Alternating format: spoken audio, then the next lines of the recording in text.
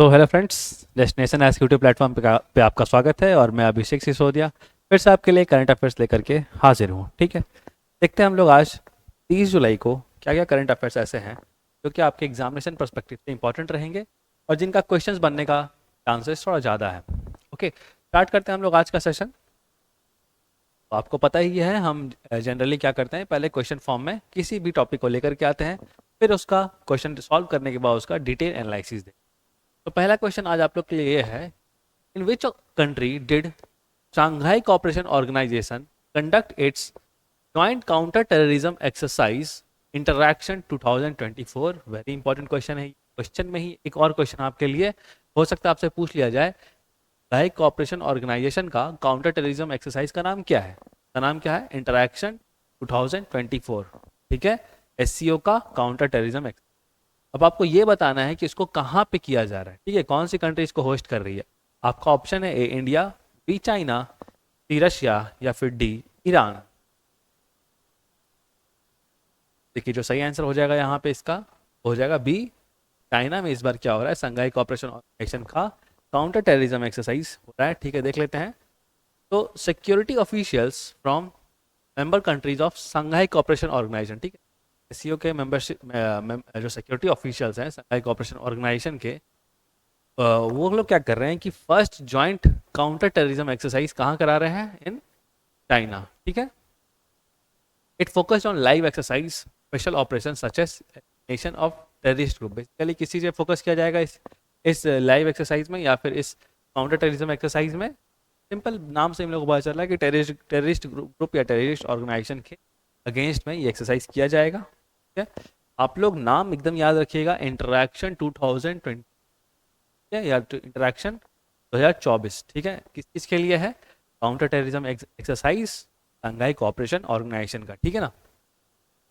तो interaction 2024 joint counter terrorism exercise was recently held in China's Xinjiang. ठीक है, Jinjiang autonomous region कराया गया। ठीक है, मूव करते हैं हम लोग आगे। Next question, which president has recently dropped which president has recently dropped out of presidential race in 2024?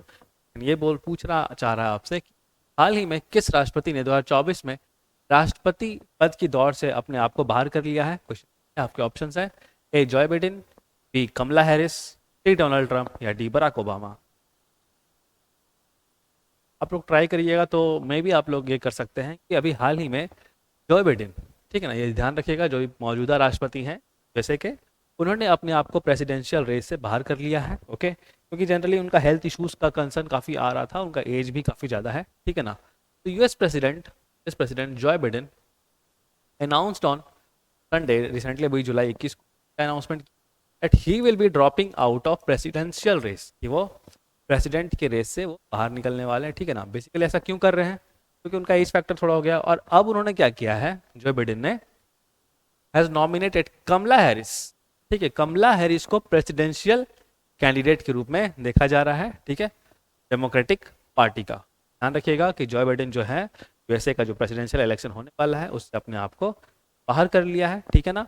और अब वो अपने जगह पे या फिर डेमोक्रेटिक पार्टी के लिए किसको नॉमिनेट किए हैं as a presidential candidate?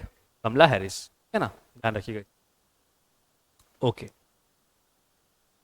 Next question, a reciprocal logistic agreement called RELOS, ठीक है, will be signed between India and which country? very important question।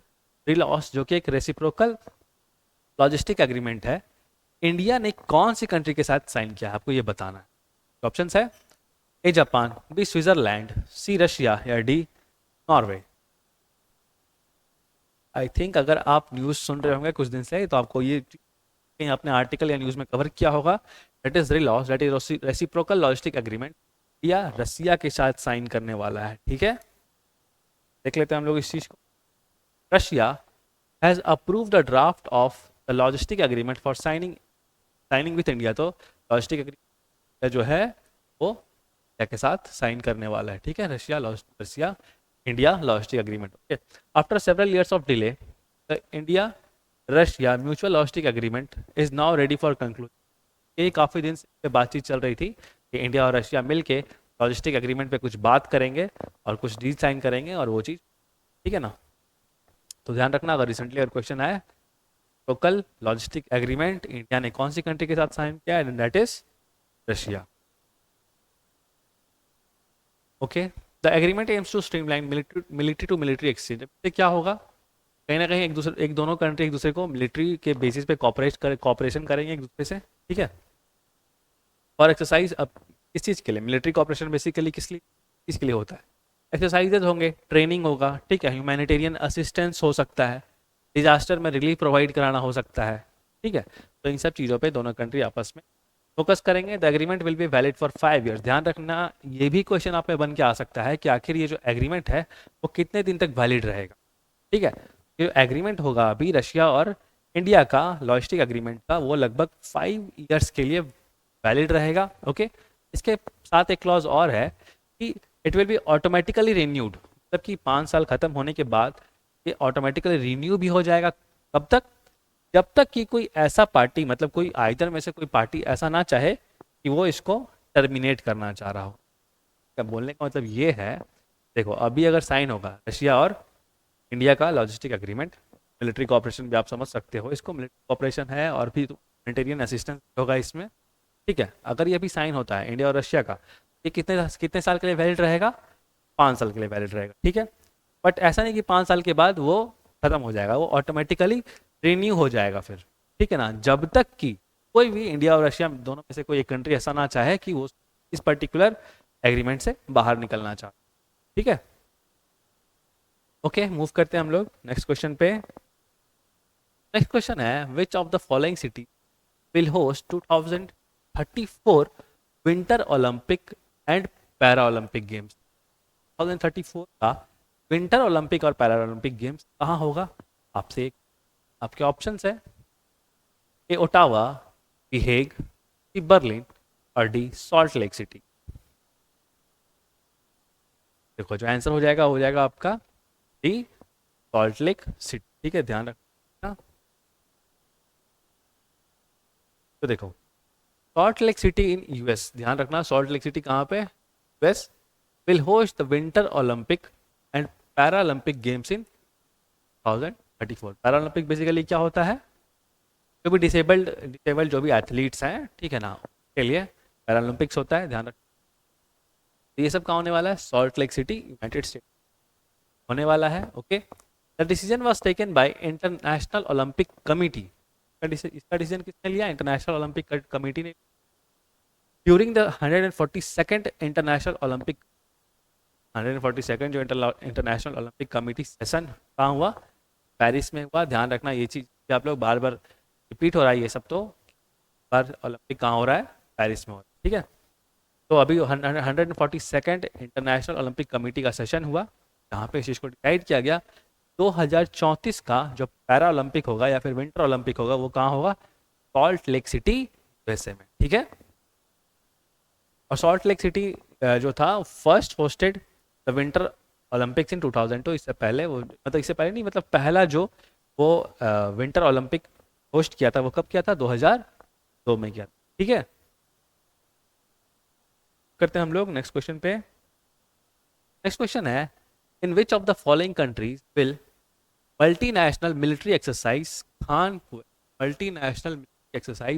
Quest कौन से कंट्री में कराया जा रहा है, okay? आपके ऑप्शंस है, ए इंडिया, बी यूएई, सी ईरान या फिर डी मंगोलिया। आपका जो आंसर हो जाएगा multinational military exercise Khaan quest जो है वो मंगोलिया में हो रहा है, ठीक है, रखना इस चीज को।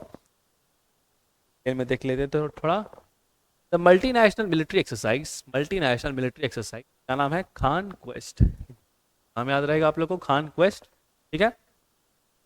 2024 विल बी हेल्ड इन उलन बतार मंगोलिया। कभी कभी देखो क्या होता है ना कि कंट्री को छोड़ करके थोड़ा इंटरनल सिटी का या पर्टिकुलर प्लेस का ही नाम पूछ लेते, ओके। तो उलन बतार आप लोग याद रखना कि क्या में है, Khan quest military exercise, multinational participation है ना। इंडियन आर्मी भी इसमें पार्टिसिपेट कर रही है, Indian army has also left for Mongolia to participate, ठीक है, मंगोलिया जा चुकी है इंडियन आर्मी, ठीक। This is the 21st edition, ये 21st एडिशन है आपका कॉन्क्वेस्ट एक्सरसाइज का, ठीक है, जो मंगोलिया के साथ किया जाता है, और 27 जुलाई से 9 अगस्त तक ये चलता रहेगा, ठीक है ना, अभी ये अपने मिड फेज में है। ओके, ध्यान रहेगा आप लोग को, कॉन्क्वेस्ट मंगोलिया। मूव करते हैं अगला क्वेश्चन। Indian railways completed the first trial run on the world's highest railway bridge on which river. Very important question है, इसको स्टार मार्क कर लो। इंडियन रेलवेज ने अभी वर्ल्ड्स हाईएस्ट ब्रिज पे ट्रेन को ट्रायल रन किया। आपको बताना है वो ब्रिज आखिर कौन से नदी था। आपके ऑप्शंस है A Ganga river, B Chenab river, Mahanadi, या फिर डी यमुना रिवर। जो आंसर हो जाएगा बी चेनाब, ठीक है, ध्यान रखना इस चीज़ का। और कहीं ना कहीं आप इससे भी गैस कर सकते थे कि थोड़ा एरियाज में ये सब होगा जनरली, ठीक है, तो इस आपको ऑप्शन थोड़ा बहुत मिल जाता Chenab. The bridge was built 359 metres above, ठीक है, तो चेनाब नदी से लगभग 359 मीटर्स ऊपर ही बना हुआ है वर्ल्ड हाईएस्ट ब्रिज, ठीक है, Chenab river in Jammu and Kashmir, कहाँ पे, और कश्मीर रीजन में, and is about 35 metres taller than Eiffel tower. Eiffel tower से भी 35 मीटर ऊंचा है, ठीक है, चेनाब रिवर पे है यहाँ का सबसे ऊंचा रेलवे, ठीक है ना, जो इंडियन रेलवे ने बनाया है, और कश्मीर के रीजन, ठीक है। करते हैं हम लोग नेक्स्ट क्वेश्चन। पार्वती वैली हाल में ही खबरों में देखा गया, that was recently seen in, is located in which state. Parvati valley आपको बताना है कौन से स्टेट में लोकेटेड है। ऑप्शंस है ए अरुणाचल प्रदेश, सिक्किम, हिमाचल प्रदेश, और डी केरला।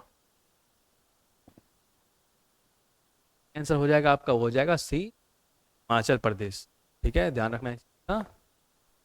देख लेते हैं हम लोग को, बेसिकली बहुत इंपॉर्टेंट इसमें इवेंट नहीं था, बस ऐसा था कि एक इसमें टूरिस्ट फ्रॉम हरियाणा ड्रॉन, मतलब एक टूरिस्ट डूबने की खबर आ गई थी। बट ये सब एरिया क्या है, टूरिज्म के लिए काफ़ी ज़्यादा फेमस है, और इन सब जगहों पे अगर इस तरह के इंसिडेंट होते हैं तो काफ़ी ज़्यादा वो ग्लोबल न्यूज़ बन जाता है, ठीक है। तो अब पार्वती रिवर में ड्राउन हुआ था, डूबा था, तो ध्यान रखना पार्वती रिवर लिंक हुआ, तो आपको ध्यान रखना है कि ये हिमाचल प्रदेश में, ठीक है। तो पार्वती रिवर अब किसकी ट्रिब्यूटरी है। Parvati river is a major tributary of Beas river, very important, ये ध्यान रखो यहाँ पे। Parvati river is a major tributary of Beas river. Beas river में जाके मिलती है, rises from the Mantalai glacier. Origin कहाँ है, मानतलई ग्लेशियर, ओके। आगे मूव करते हैं हम लोग। Next question number 8। तो कार्बन बॉर्डर एडजस्टमेंट मैकेनिज्म, ठीक है, carbon border adjustment mechanism recently seen इन, हाल ही में न्यूज में देखा गया, is related to which organise. ये किस संस्था से रिलेटेड है, आपको ये बताना है। आपके ऑप्शन है A European Union, B ASEAN, NATO, या फिर डी वर्ल्ड बैंक। क्या लगता है आपको। देखो इसका जो सही आंसर हो जाएगा वो ऑलरेडी आप लोगों को कराया गया है क्लास में, तो आप क्या करके प्रीवियस लेक्चर को जरूर देखें, जो इसका प्रीवियस वाला लेक्चर है, ठीक है। और अगर आपको आंसर पता है तो काइंडली कमेंट करें कमेंट बॉक्स में, ताकि आपको ऐसा लगे कि हाँ जो भी आप पढ़ रहे हैं उसका बेनिफिट हो रहा है, ठीक है।